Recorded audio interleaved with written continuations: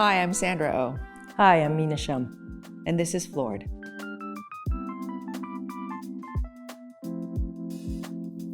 I can still feel it in my body.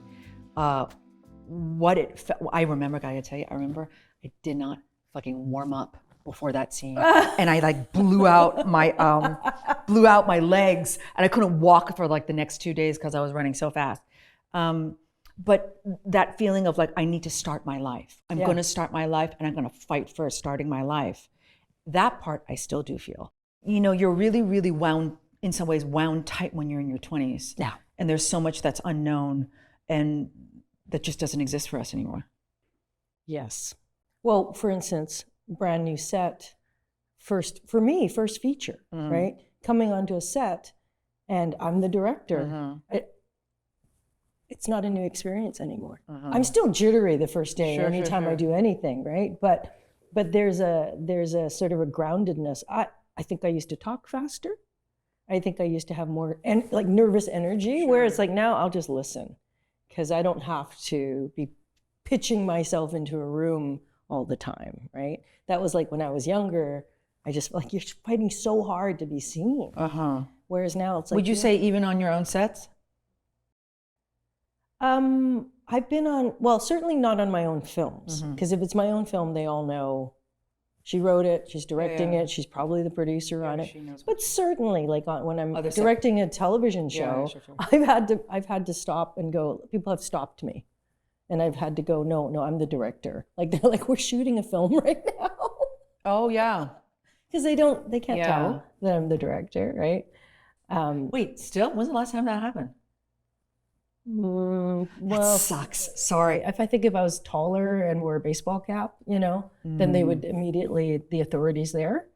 How do you feel about that now? Do you know what I mean? Because there's so much internal resilience that you've built up. Yeah. Right? Like, does that matter to you now? Like, if someone does that, because I feel like there's stuff that would enrage me. You know what I mean? And now it's just like, well, it's also, I feel like I do have 30 years of a career that it's not going to happen as much, but it's like people know who you are now. It has to do with being slightly evolved as a human too. Yeah, I know everyone's just trying really hard. On a film set, they're trying really hard to get that vision across. They're trying to keep their job. They're trying to do it really well. So if they make a mistake, it's instantly forgiven because or they're not on my team, or they're gone, right? But if they're going to stay, I'm going to embrace them, and they're going to feel forgiven and seen for that mistake, as opposed to, it's not their fault they didn't know. They just made an assumption based on history, I think. So how can I erase that in 1 minute?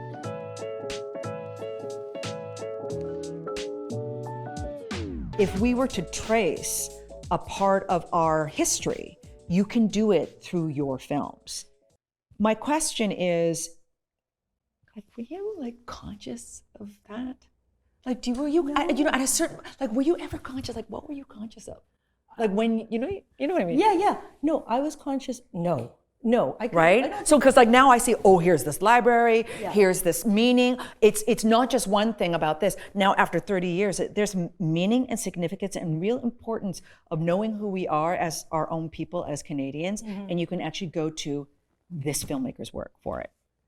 Yeah, I don't think, well, as with, I'm sure, every choice you make leads you to another choice. You can't anticipate what the next choice is going to be. You just don't know, as a creative, you just don't know what's going to come next. But I am a living, breathing person inside my community. So what I see often inspires me. What touches me at that moment often inspires me, right? But I had no idea, no. I mean, when you think about your own work, do you feel like you can see the trajectory of your own work? It's very hard to look at it from the outside, or from the inside and the outside. Right? I started, like, the first thing I ever did, I was 15, right? I'm 53 now, right? So that's a long time of, let's say, more than half of it being kind of unconscious of why I'm doing what I'm doing. Right. Or I think that I'm doing it for a certain type of reason. Right. there's certain things that I've worked on where it's like the inside of it doesn't matter what size it is. That's what I've always kind of wanted to work on. Right. So the trajectory of knowing that I would have done that, no, but I feel like there is some sort of continuity in, like, so for me, it's like you get something and either it's going to resonate or not. Right.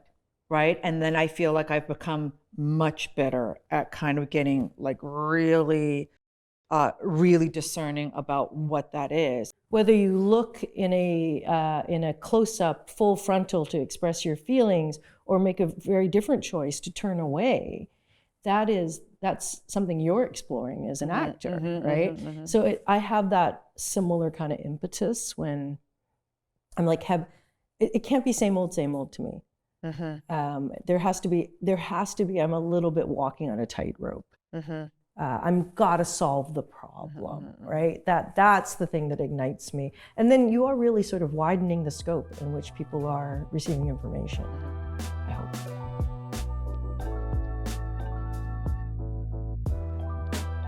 And I'm wondering, what are the larger things, not the small little things where the PA doesn't know who you are, what are the larger things that you feel like, are you still grappling with, like we did 30 years ago, are you still grappling with now?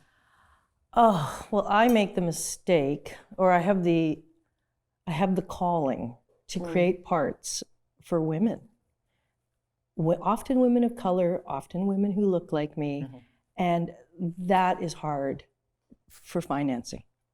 That fight, the fight of representation, It's still really, yes, way more Asian actors now. The reason I'm in Double Happiness is because literally there was no one else to cast in that age group. I was like, okay, I'll step up, I'll do the part.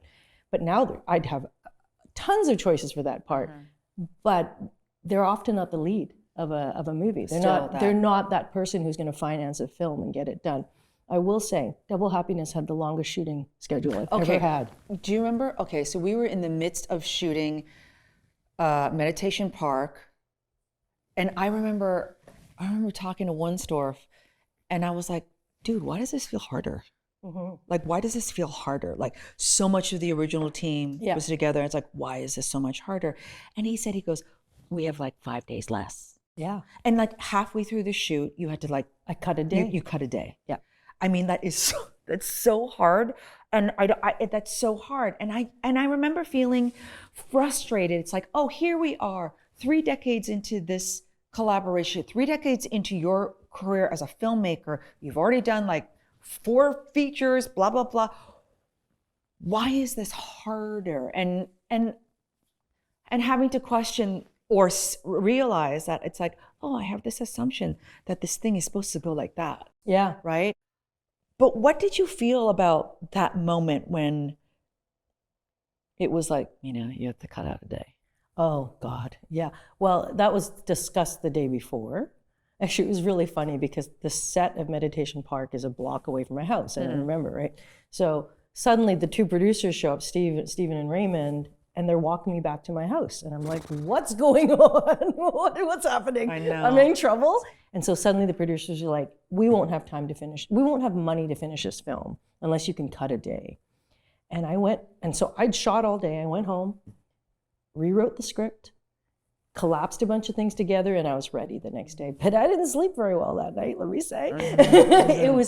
It was just, once you're in the war, which is production, you just got to get to the war. You got to finish. Did you feel like extremely frustrated? Like, even the way that, I really like the way that you answered it, because I'm positing the question with an assumption that it's like, outrage. Well, because I was outraged for you. You were outraged. I remember you were outraged for me. For Yeah. No, I don't, it wasn't outrage. It was get the job done. Because that emotion doesn't help for me. Like, I got to just I got to solve the problem, right? That's good. Yeah, it's all about solving it's actually funny because I've talked to our dear friend Don McKellar about this, and it's like, if we have a problem to solve, that's where we shine, right? Like that's, if it's things going easily, that never happens. Well, it never happens. It never happens in production. There's always something. So, but cutting a day halfway through your shooting schedule is like, that's pretty gigantor. It was pretty gigantor, yeah. But then I just did it, and we did it, and nobody knew.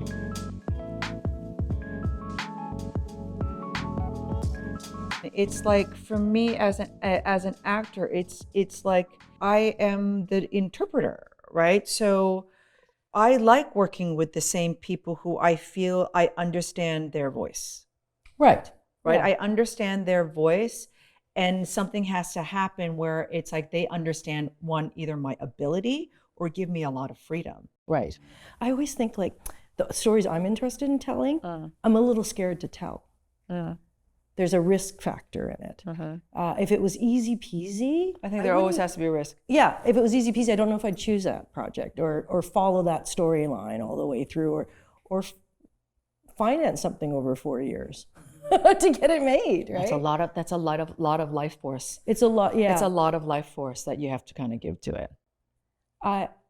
Sometimes I go, I wish it didn't cost me, but then other times I go, thank you that I have a life sentence, that I wake up and there's a song in my heart. There's something I want to do. That's something that it gets me up in the morning. But it's also like balancing your own self-care and all that. You know, you don't have to have your hair on fire the whole time. Yes, You can feel fear and at safety at the same time. You can be risky, but feel at peace at the same time. I'm a big fan of the Buddha saying, don't throw the second dart. I know. Right? Yeah. So I try really hard. I try to. I try really hard. Just try. It's a practice. Yeah, it's a practice. Filmmaking is hard. Filmmaking is That's hard. the first arrow. You know don't what? have to like kill yourself over it. Yeah, or beat that's yourself it. up. Yeah, that's right.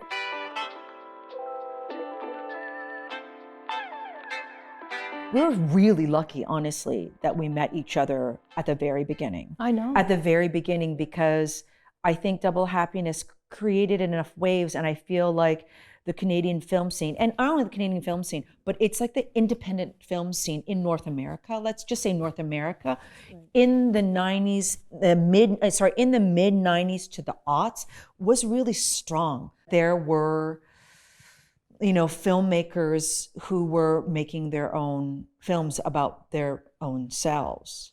Yeah. And that, it did flourish in the 90s I think in it a way did. because people were trying, there was an independent film spirit. So no, we weren't trying to make lower budget versions of Hollywood movies. We were That's definitely true. saying, let's expand cinema language. Yeah. Let's expand what the definition of a hero is. Let's have fallible characters. And that was something, in a way that was, we were in contrast to what was the status quo. At that point, so it gave me certainly a fighting spirit. I'm going to show you what's inside my head because I've never seen what's inside my head reflected anywhere else. The vibe from the 90s, I just think about like partly it was the beginning, I know.